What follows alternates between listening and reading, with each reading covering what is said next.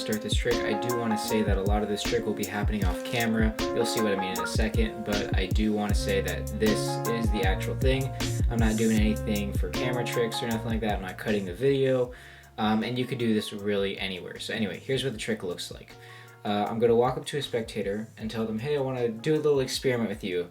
I think I've memorized this entire deck to the point where I know what card you grabbed, even if no cards are missing. Let me explain what I'm talking about. What I'm going to have you do is I'm going to have you go through the deck, you're going to pull out a random card, and you're going to put it on top face up. Once you do that, you're going to cut about half the deck and cut your card into the center. That's all you're going to do, but here's the catch. You're going to be doing this behind your back. So you're not going to know what card you picked, no one's going to know what card you picked, and let's see if I can get it right. So this is the part where I go off camera, because I actually am going to be doing this behind my back, alright? So here we go. I'm going to put the cards behind my back, I'm spreading through, and I'm picking one card, and now take that card and put it face up on the deck, and I just cut it into the center, just like that. I'm going to drop it on the table. Now I'm going to see what card the spectator, or in this case me, chose. And they don't know what it is, but I'm pretty sure you flipped over the 9 of diamonds. Let's see. I'm going to scroll through the deck, and look at that. The 9 of diamonds is the only card face up in the entire deck. And that is the trick, guys. I hope you like it. And now for the tutorial. Okay, guys, so for this trick, you're going to need a deck of cards, and that is it. You don't need a table. You don't need a full deck necessarily. And yeah, you just need a deck of cards and another person. So what you're going to do is you're going to walk up to them, explain what I just explained, saying how they're going to choose a card and put it face up. And once they put it face up, they're going to cut it into the center of the deck. And they're going to do all this behind their back. Now, there is a tiny little setup to this trick. You're going to go to the bottom, and on the third card from the bottom, that's what I recommend. You could go fourth or fifth, doesn't really matter. But on the third card from the bottom, you're just going to turn it over. That is the entire setup. You might even be able to make this impromptu by glancing at the top card, in this case the 4 of clubs. What you're going to do is you're going to turn it over by doing a half pass. I'm not sure of that. I think that's what it's called, but I'm not entirely sure. How to do that, I've taught this pretty much on all of my videos. You're going to hold the deck like this, come over with this hand, and grab it like this, these 4 fingers on top. Pinky can hang off the side, doesn't matter, and thumb roughly in the center on the bottom. You're going to pull down with your pinky, or you can riffle down. If you don't like doing that, you could just riffle like this. So once you get a break underneath the top card, which you already know, in this case the 4 of clubs, you're going to curl your index finger, and with these 3 fingers, pull back at the same time, so it'll look like that, and then you're going to extend this a little bit, and now you just turned over that card. But it's going to look something like that. That was terrible, but something like that. The spectator won't notice it, or hopefully they won't notice it, and it'll just take a little bit of practice to get that down. So once you have the top card face down, you're going to then riffle count 3 cards. So 1, 2, 3. Then put your pinky right there, and then you're going to cut the deck. But you don't want the spectator to realize that you only cut 3 cards. So you want to keep it squared up and make it act like you cut the deck in half. And don't draw much attention to it. Don't say, now I'm going to cut the deck. You could do that, but I feel like it would be even more suspicious. So just do it like you could do this, maybe a little card spring, a little fan like this, and then give it a cut, just to make it seem like you're just messing with your cards or something. This is all optional. You don't have to do this. This is if you wanted the trick to be impromptu. If you don't, just start off with the top, or with the third to bottom card face down. So now for the actual trick. You're going to explain this to the spectator what they're going to do. I'm going to say it again. Spread through, take a card, put it on top face up, and cut the deck.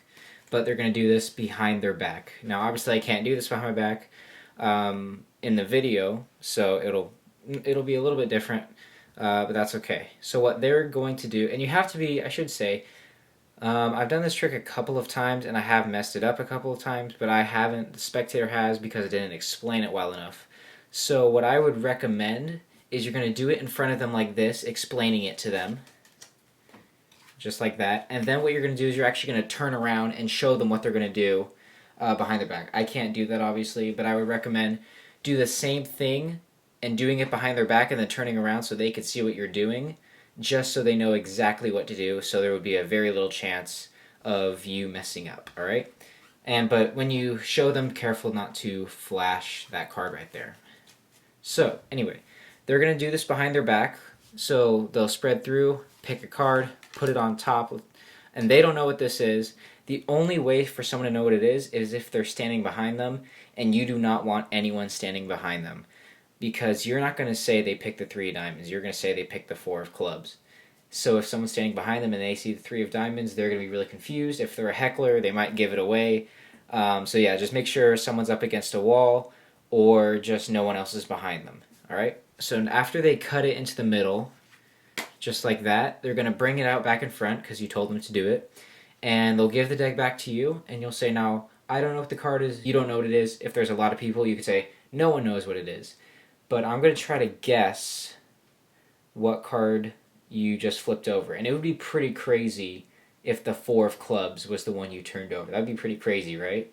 Now, it doesn't have to be, this dialogue doesn't have to be the same. You could change it to whatever you want. But you do want to say you flipped over the 4 of clubs in some way. And you're going to spread through the deck. And since the 4 of clubs is first, because the 3 of diamonds is 2 cards over, because this is how the deck was, so when you cut it, the 3 of diamonds is now 2 cards behind the 4 of clubs. So if you go like this, you're going to expose the 3 of diamonds, which you don't want. So once you get towards the middle, you're going to want to start doing 1 card at a time until you get to the 4 of clubs. Or if you're really careful, you kind of just know when to stop. But that's for magicians more experienced, but you don't have to be experienced. That's just what I've learned, because I've done this trick for a while. So you're going to say, look, the 4 of clubs is the only card face up in the deck. Now, this would be a good ender because you're not left clean. But there is a way, this is also optional, but there is a way that you can end clean. So once you say that their card, the 4 of clubs, is the only card face up, what you're going to do, and it's going to be like this, I think. That card's still going to be covered up. But obviously I can't do that, so I'm just going to square it up for now.